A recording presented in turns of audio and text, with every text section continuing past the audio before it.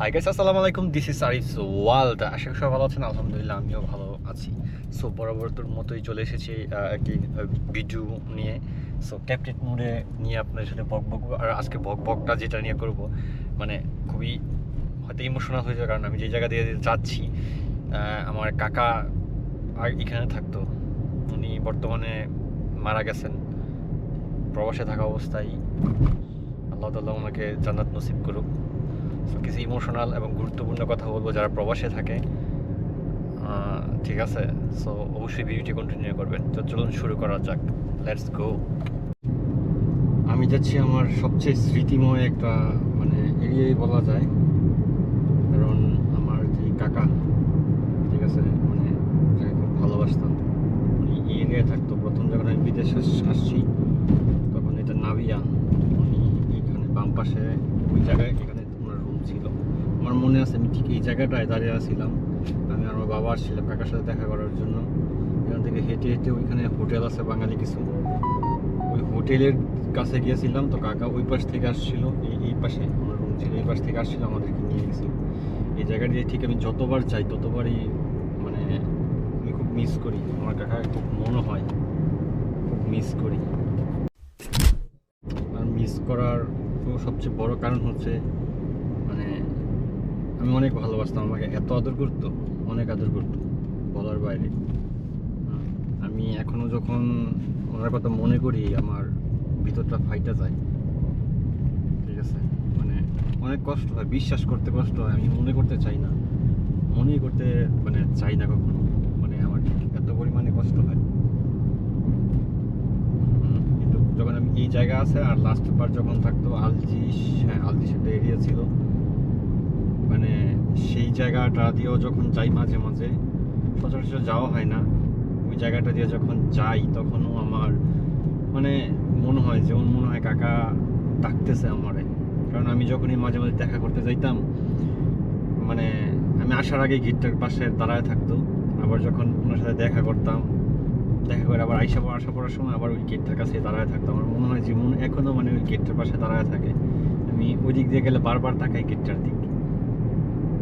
মানে অনেক কষ্ট হয়, যা মানে ভাষায় বোঝানো যাবে না। আল্লাহ ওনাকে জান্নাত নসিব করুক, আপনারা সবাই দোয়া করবেন। আর সত্যি কথা বলতে, প্রবাসে বিশেষ করে মারা যাওয়া, যে কেউ মারা গেলে তার পরিবার যে কত পরিমাণে হ্যাসেল করতে হয়, মানে তা কীভাবে আমি বোঝানোর ভাষা নাই। এমন একটা দেশে জন্মগ্রহণ করছি যেখানে একটা মৃত লাশ আনা থেকে নিয়ে আপনার সরকার যে বিভিন্ন প্রণোদনা দেয়, অথবা সে যে কোম্পানিতে কাজ করে সেই কোম্পানি থেকে যেই ধরেন একটা হিসাব দেওয়া হয়, টাকা দেওয়া হয়, ওইটা নেওয়া পর্যন্ত প্রত্যেকটা জায়গায় জায়গায় বাংলাদেশ চুরি হয়। এত পরিমাণে চুরি, এত পরিমাণে মানে এই দেশের প্রতি ঘৃণা, মানে সত্যি কথা বলতে আমি বাংলাদেশে এখন ভালোবাসি না। যদি মন থেকে কেউ জিজ্ঞাসা করে, আমি বাংলাদেশে বর্তমানে এক বিদ্যুৎ পরিমাণে পছন্দ করি না, ভালোবাসি না। আমি যদি এমন কখনো আমার সুযোগ, আমি বাংলাদেশে মানে বাংলাদেশে কখনো যাইতে চাই না। আমার যদি এমন কোনো সুযোগ থাকে, আমি কখনোই বাংলাদেশে যাইতে চাইতাম না। আমার এত পরিমাণে ঘৃণা এই বাংলাদেশের প্রতি, কয়েকটা কারণে। একটা হচ্ছে গিয়ে আমার ওই কাকার যে টাকা পয়সা, ওইটা পাওয়ার জন্য আমি হয়তো দেশে ছিলাম 6 মাস, টুকটাক এদিক সেদিক দূর করছি, কিন্তু টাকাগুলি আনতে পারিনি ঠিক মতো। সো আমি বিদেশ চলে আসতে পড়ছি। তারপরে আরেক ওনার রিলেটিভের মধ্যে অনেক দৌড়দৌড়ি করে টাকা, তাও কি ঘুষ দিয়া, ভালো পরিমাণে ঘুষ দিয়া, নিজের টাকা নিজে আনমু, তারপরে ঘুষ দিয়ে আনতে হইতেছে। মানে ভাবা, তাও একটা মৃত লাশের, একটা জীবিত মানুষের বুঝ, তাহলে মনের বুঝ দিতে পারতাম। আর দ্বিতীয় কারণটা হচ্ছে 24-এ যে এত পরিমাণে আন্দোলন হয়েছে, এই দেশ কি পাইছে? কিছুই পায় নাই, কিচ্ছু পায় নাই এই দেশ। শুধু শুধু এতগুলো তাজা প্রাণ দিছে। আমাদের দেশে যে রাজনৈতিক ব্যবস্থা এত পরিমাণে খারাপ, এত পরিমাণে ঘৃণিত, রিয়েলি আমার মন থেকে বিশ্বাস হয় যারা এই দেশের রাজনীতি করে 99% মানুষ খারাপ, কখনো ভালো মানুষ রাজনীতি করে। এটা আমার বিশ্বাস। প্রত্যেকের পার্সোনাল জায়গা থেকে বিশ্বাস থাকতে পারে। মানে এই দুইটা কারণে মানে বাংলাদেশের প্রতি আমার রিয়েলি মানে অনেক পরিমাণে ঘৃণা চলে আসে পড়ছে। আচ্ছা খালাস, ইমোশনাল হয়ে গেছি তো, সো অনেক কথা বলে ফেলতেছি। সো যা বলতেছিলাম যে যারা মারা যায় সত্যি কথা বলতে অনেক কষ্ট করতে হয়। একটা লাশ নেওয়া থেকে নিয়ে সব কিছু এত পরিমাণে বাংলাদেশে মানে চুরি করতে হয়, চুরি হয়, ঘুষ হয়, এত পরিমাণে দুর্নীতি হয়, এই দেশ নিয়ে কিছু বলার নাই। সো এত ইমোশনাল কথা বলার পরও হয়তো বাংলাদেশেই ফিরে যেতে হবে, কারণ এখনো সেরকম পরিস্থিতি না। তবে জীবনে কখনো যদি সুযোগ হয় আমি মানে বাংলাদেশ ছাড়তে চাই, বাংলাদেশে থাকতে চাই না। আমি আমার সন্তানকেও বলবো বাংলাদেশে যাইগো না, অন্য দেশে চলে যাও, অনেক ভালো থাকবো। এই বাংলাদেশ ভালো না, তোমাকে কখনো ভালো থাকতে দিবে না, তুমি সৎভাবে তো চলতে পারবা না কোনো জায়গায় না। আর এই যে প্রত্যেকটা জিনিসের, কারণ আমি মোটামুটি ভালোই দৌড়াদৌড়ি করছিলাম মানে ওই টাকাটা পাওয়ার জন্য,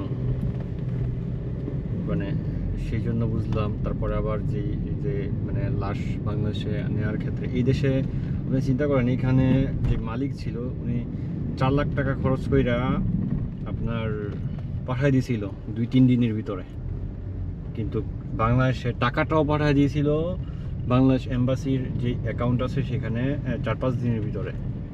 ওই টাকাটা উনি পাইছে কতদিন পরে বলতে পারবেন? সম্ভবত 1.5-2 বছর পরে ওই টাকাটা পাইছে। 2 বছর কাছাকাছি হয়ে না, 1.5 বছরের মতো হইব মনে হয়। আমি কিছুদিন আগে শুনলাম যে মনে হয় কয়েক মাস আগে টাকা হয়তো পাইছে, এর আগে মানে এতদিন পায় নাই। সো এটা হচ্ছে আমার সোনার বাংলাদেশ, বুঝছেন? এই দেশের প্রতিটা রন্ধে রন্ধে দুর্নীতি, প্রতিটা রন্ধে রন্ধে চুরি, ঘুষ।